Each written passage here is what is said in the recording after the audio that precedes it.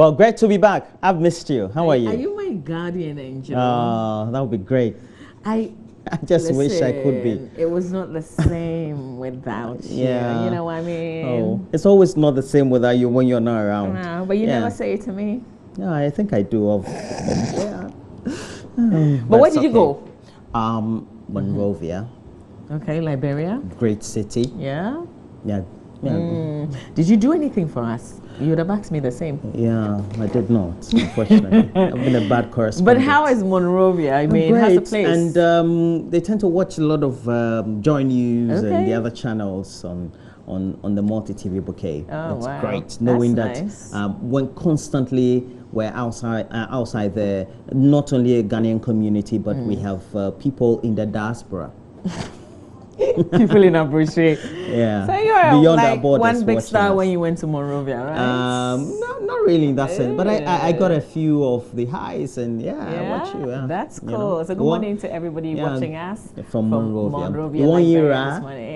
Good morning. All right. So today we're here to talk about critical issues, but we know beyond our borders, beyond the continent of Africa, in the United States of America, 7 countries have been told to make sure their citizens don't get into the borders of the United States, and that has raised constant fury not only among those immigrant populations, but among many parastatal agencies as well as civil society. You know, I have been thinking all weekend. There's been series of demonstrations in different airports in the U.S. I thought, okay, why don't we bring a Ghanaian context to this whole conversation? Because after all, there's a huge Ghanaian community living in the U.S. as well. Have they been affected? What's the understanding for all of us to understand? So we speak to 2 citizens, one of them our own.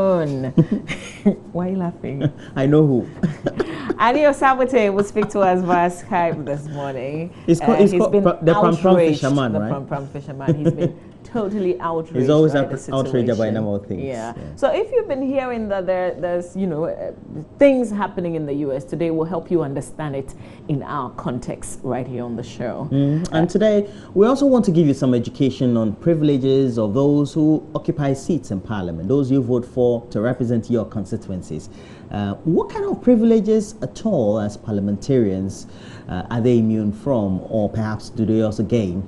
And we know that there's been some far-reaching comments made by a member of Parliament, a member of the Appointments Committee of Parliament on some bribery allegations, but we just want to extend the conversation beyond what you've been hearing throughout the last couple of days, culminating in discussions in the weekend, and get you educated on a number of things concerning privileges of parliamentarians. Yeah, and you know, in prepping for the show today, I was reading the Constitution. There's actually a provision for privileges and immunities of parliamentarians.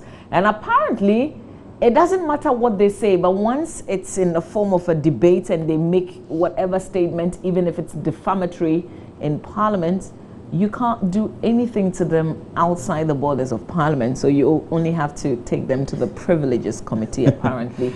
But how is that related to this latest drama that's been unfolding in Parliament? We'll get down to some serious conversation this morning. We have Dr. Rashid Draman of the Parliamentary Center, and then also Inus Afuseni, first of all a lawyer, and he's also a member of Parliament, and he's got a lot of knowledge to share with us this morning. And talking about debate and knowledge sharing, there'll be one at the Joy FM Thought Leadership Debate. It will be taking place tonight, and it's on the relevance of the Council of State. It's a constitutional body mandated to make sure they provide the needed advice and guidance and counseling to the president to take decisions that are in the interest of our country. But we know that a number of decisions relatively debatably have been taken so far since the new administration came into office. But it's been so if we have transitions or perhaps even a new government being elected. But how do we make sure that there's clarity on the subject? And so join us as we discuss the Joy FM Thought Leadership Debate. It will be taking place 5:30 p.m. at the Alisa Hotel, but we'll bring you a curtain raiser on all the issues of the Council of State and what you need to know as you prepare your mind to listen to that debate. And you know, the Black Stars were in action. Roland actually didn't expect I'm always on my social media. They will make it past the group stages. Indeed, but let me tell you, a lot of us didn't expect them to get to where they are now, but they are in the semis. The reason why I do that is I have installed firewalls in my heart. Yes. After 2010 and 2014, I don't want any heartbreak, you know. Well, they're like some virus. They spoil your dinner. They spoil your dinner or spoil your lunch. Yeah. And I don't want to be a victim of that. So as they're winning, I think as a citizen, I'm happy.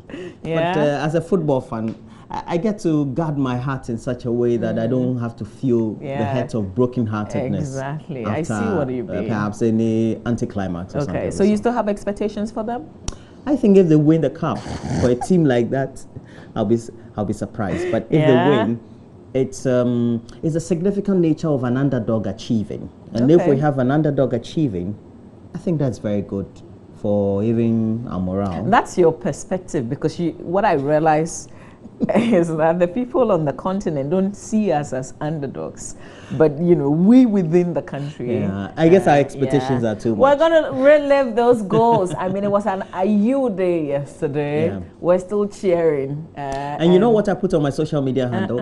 I said 20 years ago, Abedi Pele had a great vision for the Black Stars than our FA had 20 years later.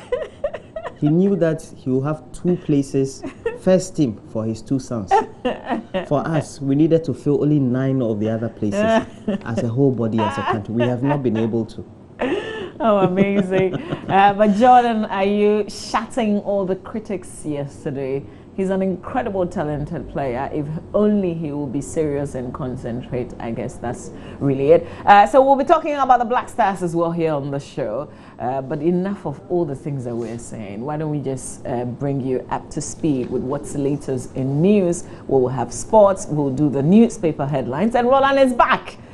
So we'll start our Susu collection today. You never did? No, I didn't. I couldn't have. Well, then you owe 50 Ghana.